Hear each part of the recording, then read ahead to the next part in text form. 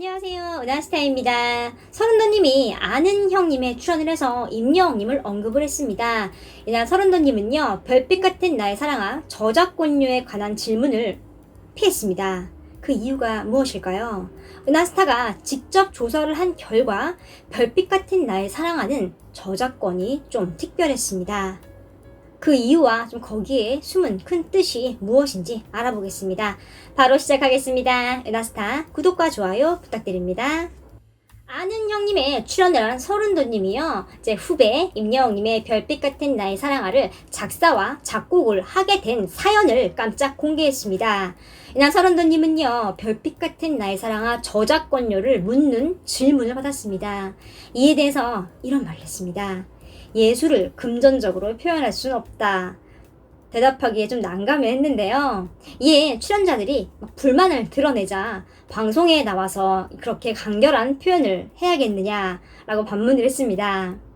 이어서 서른도님은요, 별빛 같은 나의 사랑아를 이제 임여웅님에게 선물을 한 이유도 밝혔는데요. 서른도님은 미스터트롯 마스터로 출연을 했죠. 이때를 언급을 하면서 임여웅님이 보랏빛 엽서를 너무 잘 불렀다고 칭찬을 했습니다. 그러면서 내가 생각지 못했던 감정 표현을 했다고 극찬을 했는데요.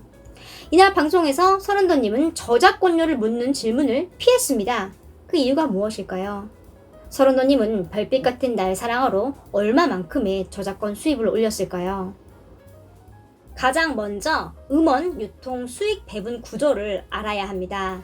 저작권료의 수익 배분은요, 문화체육관광부에서 정한 규칙에 따라서 배분을 합니다. 임여웅님과 서른도님도 별빛 같은 나의 사랑을 통한 수익을 이 규칙에 따라서 배분을 해야 하는 거죠. 팬들이 멜론, 지니, 벅스뮤직 같은 음원 서비스 사업자에서 스트리밍, 다운로드 등 음원을 구입을 하며 지불한 금액을 배분할 때의 기준을 좀 정한 규칙이라고 생각을 하시면 됩니다. 현재 음원 다운로드를 기준으로요, 음원 유통 수익 구조는요, 제작자 52.5%, 저작권자 11%, 가수 6.5%, 서비스 사업자 30%로 분류가 되어 있습니다. 별빛 같은 나의 사랑아를 다운로드 받는다고 치겠습니다. 이용자는요, 700원을 결제합니다. 이 700원을 저작권자와 멜론이 7대3의 비율로 나눕니다. 저작권자 측이 이제 490원을 가져가고 멜론이 210원을 가져가는 거죠.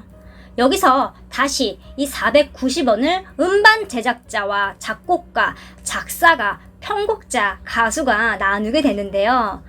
음반 제작자가 가장 큰 52.5%로 이제 367원을 가져갑니다. 그 다음으로는 저작권자가 11%인 77원을 가져가고요.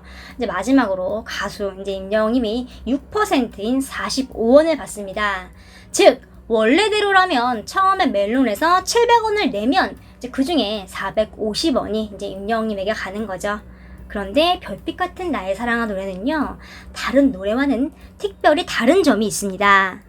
그걸 알기 위해서는 한국음악저작권협회에 별빛 같은 나의 사랑아가 이제 어떻게 등록이 되어 있는지 봐야겠죠.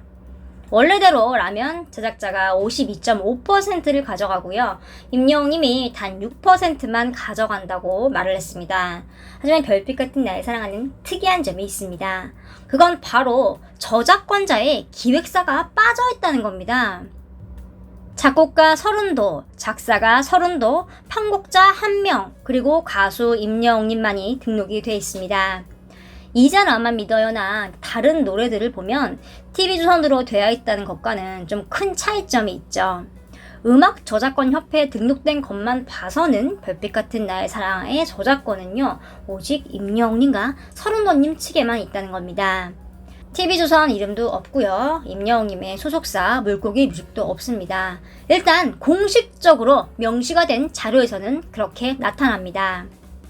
이렇게 저작권 사항을 알고 나면요, 그동안 서른도님이 왜 임여웅님에게 곡을 선물했다고 말을 했는지 알 수 있죠. 물론 현재 계약 기간 동안 별빛 같은 나의 사랑으로 발생한 수익은요, 뉴에라와 이제 TV조선에게 갈 수도 있습니다. 아직은 이제 임여웅님이 티저와 명백한 계약 상태이기 때문입니다. 그러나 계약 종료 후에는 이야기가 달라질 수 있습니다. 음악 저작권 협회에 공시된 대로 별빛 같은 날 사랑하는 오롯이 임영웅님과 서른도님의 노래가 될 것으로 보입니다.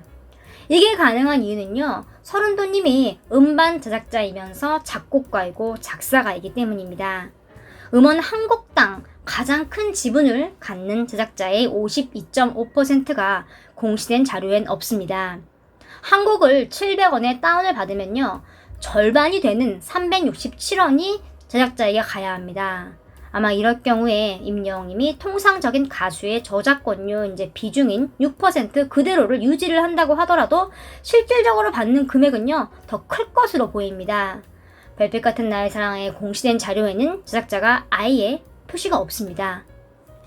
사랑의 콜센터에서 부른 커버곡들이 아닌 이제나 믿어요와 별빛 같은 나의 사랑아, 머시중원디 같은 오리지널 곡들에는 무조건 제작자가 표시되도록 되어 있습니다. 그런데 별빛 같은 나의 사랑은 커버곡이 아닌 오리지널 곡인데도 불구하고 제작자 표시에 아예 빠져 있어요. 이건 서른도님이 의도적으로 임영웅님과 편곡자 단 3명만 저작권자를 등록을 했다고 밖에는 설명이 안 됩니다. 즉, 서른도님은요, 임영웅님에게 노래만 준 게 아니라 저작권 면에서도 임영웅님에게 큰 선물을 한 게 됩니다. 이런 내막을 알고 나면 서른도님이 아는 형님에서 저작권료를 묻는 질문을 회피한 모습이 좀 다르게 보일 겁니다. 이런 사실을 몰랐다면 단순히 돈 많이 벌어서 밝히기 싫은가 보다 라고 오해를 할 수 있는 상황이었습니다. 그러나 서른도님은 그 상황에서 가장 현명한 방법으로 상황을 부드럽게 마무리했습니다. 사랑하는 후배 임영웅님을 보호하면서도 자신의 특별한 저작권 등록 조치를 드러내지도 않았죠. 서른도님의 사회적 위치를 볼 때 한마디에 큰 파장을 좀 고려를 했던 것이죠. 또한 후배를 챙겨주면서도 드러내지 않는 좀 겸손한 모습도 보이죠. 사실 이건요, 굉장히 칭찬을 받아야 할 일입니다. 그동안 임영웅님에게 곡을 선물을 했다고 말한 속뜻이 있었던 거죠. 공시된 자료만 봐서는요, 서른도님이 저작권을 더 챙겨줬다는 숨겨진 사실이 있었던 거죠. 통상적으로 저작권은 창작가 생존 기간 동안과 사망 후에 70년간 유지가 됩니다. 즉, 별빛 같은 날 사랑하는 서른도님과 임영웅님, 그리고 편곡자 3명에서 100년 이상을 갖게 되는 거죠. 만약 거기에 티저나 뉴에라가 제작자로 들어간다면 그 긴 시간 동안 저작권을 나눠 갖게 되는 셈이죠. 그러나 서른도님이 별빛 같은 나의 사랑하는 그렇게 하지 않았죠. 서른도님은 과거에 심혈을 기울여 보랏빛 엽서를 만들었습니다. 자신이 만들고 불렀지만 세상에 큰 빛을 못 보고 사라졌던 노래였죠. 그러나 어느 날 갑자기 한 후배 가수가 자신도 하지 못했던 특별한 감성으로 노래에 새 생명을 불어넣었습니다. 임영웅님이 보랏빛 엽서를 부르는 걸 듣고서 과거 무명 시절 기억이 떠올랐다고 했습니다. 수십 년 전 잃어버린 30년 음악을 KBS 방송국에 가져다주고 그날 밤 식구들이 앉아서 울었던 기억이 다시 떠오른다고 말을 했는데요. 임영웅님이 보랏빛 엽서에 새로운 생명을 불어넣고 또 좋은 점수를 받고 매력적인 모습을 보여줬죠. 그때 같은 감정이 왔다 라고 말을 하면서 감동했던 순간을 떠올렸습니다. 아마 그때 서른도님은요, 결심을 했을지 모릅니다.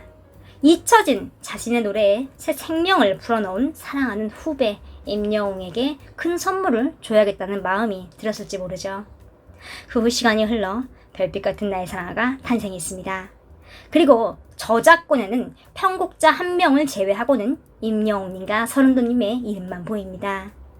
서른도님이 임영웅님에게 노래를 선물을 했다는 말을 이해할 수 있었습니다.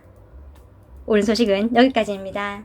라스타 구독과 좋아요 그리고 알람 설정 부탁드립니다. 감사합니다.